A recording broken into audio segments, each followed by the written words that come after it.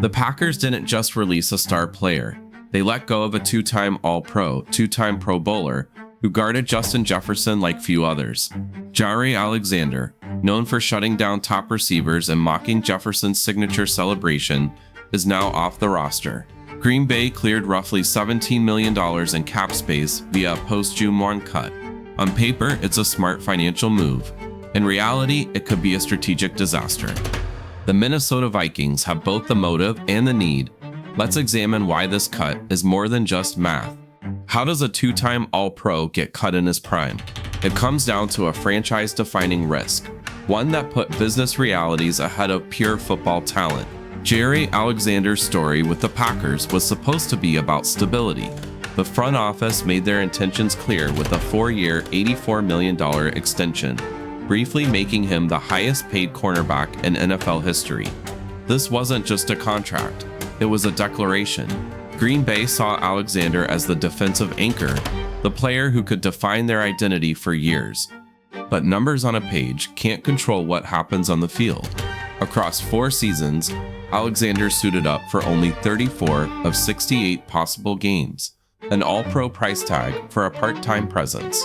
The injuries piled up, a major shoulder setback, persistent knee issues, and other nagging ailments that kept him sidelined when the Packers needed him most. The frustration grew inside Lambeau's walls. Packers president Mark Murphy admitted the team was paying a premium for a player who too often watched from the sideline. The math started to turn against him. The front office saw their investment draining resources, and the business case for keeping Alexander grew weaker with every missed game. The Packers didn't rush to cut ties. General manager Brian Gutekunst and his team looked for alternatives, quietly shopping Alexander around the league. They hoped a contender would take on his $17.5 million base salary, but the answer was unanimous. No team wanted to inherit the risk. There was even serious talk with the Buffalo Bills, but the deal collapsed because the Bills refused to pay Alexander's full salary, and Alexander wouldn't accept a pay cut. As a last-ditch effort, Green Bay offered Alexander a revised 1-year deal at a lower salary, but he declined. The market had spoken. Alexander's contract was simply too much of a gamble. With the trade door closed and restructuring off the table, Gutekunst faced a harsh reality. The team could keep paying for a star who couldn't reliably suit up, or they could rip off the bandage and move forward. The decision was painful, but it was calculated. By labeling it a post-June 1 cut, Gutekunst unlocked $17 million in immediate cap relief, freeing resources to extend emerging talent and reinforce the roster. That figure isn't just a line in the budget. It's the difference between signing a single star or building depth across multiple positions. The Packers' move wasn't about giving up on Alexander's talent. It was about escaping a contract that had become a liability. This $17 million gamble wasn't just a cold business calculation. It set off a ripple effect that reached far beyond the salary cap spreadsheet. Because before money dictated the headlines, there was a rivalry, one that started on the field, long before it ever hit the books. When you talk about Jaire Alexander and the Minnesota Vikings, you're not just talking about 2 teams in the same division. You're talking about a rivalry shaped by personal battles. The most vivid chapter, it happened in Week 17 of the 2022 season, when everything was on the line. The Packers hosted the Vikings in a game that would help decide playoff fates. All eyes were on Justin Jefferson, the Vikings receiver who had been torching defenses all year and looked unstoppable. After Jefferson burned Green Bay for 9 catches, 18 4-yards, and 2 touchdowns in Week 1, the rematch at Lambeau became a referendum on Alexander's value. This wasn't just about stopping a receiver, it was about restoring pride. Answering the question, could the Packers' top cornerback stand up to the league's most dominant weapon when it mattered most? From the opening snap, Alexander made it clear. He wasn't backing down. He didn't just follow Jefferson around the field. He challenged him at the line, jammed him on every route, and stayed glued to his hip. Every time Kirk Cousins looked Jefferson's way, Alexander was right there, contesting the catch, disrupting timing, and refusing to give an inch. It was relentless, physical, and calculated. Alexander's coverage wasn't just about technique.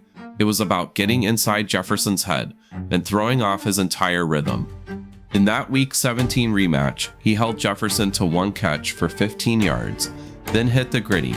After a key incompletion, Alexander turned to Jefferson and the Vikings sideline and performed Jefferson's own signature touchdown celebration. This on-field mockery wasn't just theatrics, it turned a season-long rivalry into a personal vendetta fueling Minnesota's interest. It was a message delivered in front of a national audience. Not only could Alexander shut down the Vikings' best player, he could outshine him at his own game.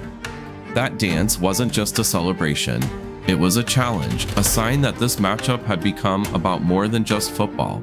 Alexander had proven he could neutralize Jefferson, and he wasn't afraid to let everyone know it. For Jefferson, it was a humiliation that stung long after the final whistle. For the Vikings, it was a reminder of exactly what they were up against every time they faced Green Bay with Alexander on the field. The memory of that game, that moment, and that rivalry is still fresh. Now with Alexander suddenly available, the equation changes. The Packers didn't just cut a star defender, they set loose the one player who made life miserable for their rival's best weapon. And as the Vikings look for answers in their secondary, the prospect of bringing in Alexander isn't just about filling a roster spot. It's about turning a personal grudge into a strategic advantage, one that could reshape the balance of power in the NFC North. Minnesota's front office sees more than just a free agent corner. They see a rare opportunity to strike at the heart of their division rival. The Packers' decision to release Jaire Alexander doesn't just solve a salary cap issue, it hands the Vikings a player uniquely suited to address two of their biggest needs. First, Alexander brings the ability to lock down receivers at the highest level.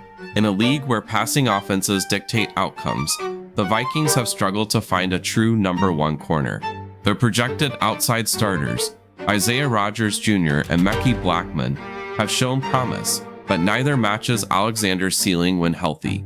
With Alexander on the field, Minnesota's secondary gains a proven all-pro who can shadow top receivers and change the outcome of games. The timing makes this even more significant.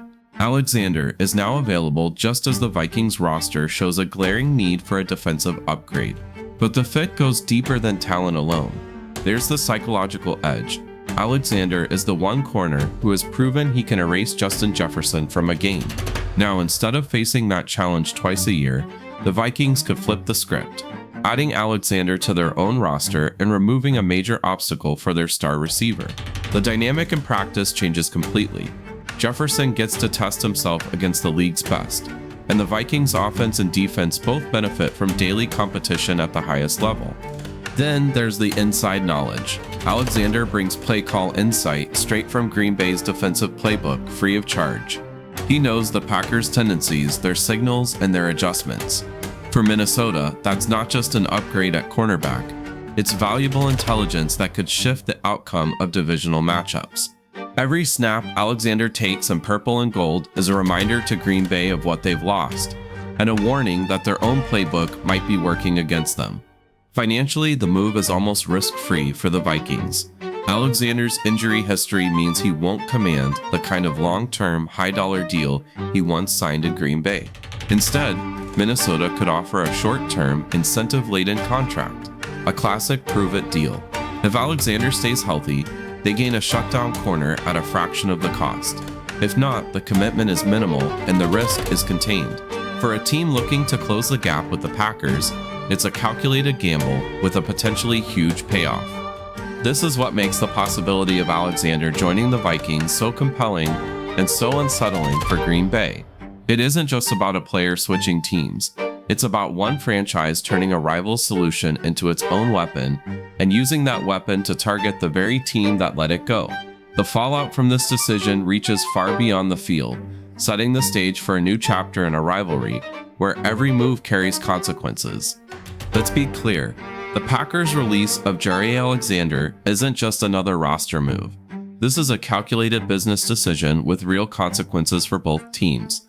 As Gutekunst put it, it's tough to pay an all-pro on paper when he's only on the field half the time. The Packers chose cap flexibility over sentiment, betting that future stability outweighs the risk of seeing Alexander suit up for a rival. Now, the question isn't just about money or stats. It's about what happens when history, finances, and rivalry collide. If you think this is Green Bay's biggest mistake or Minnesota's greatest gain, drop your take in the comments.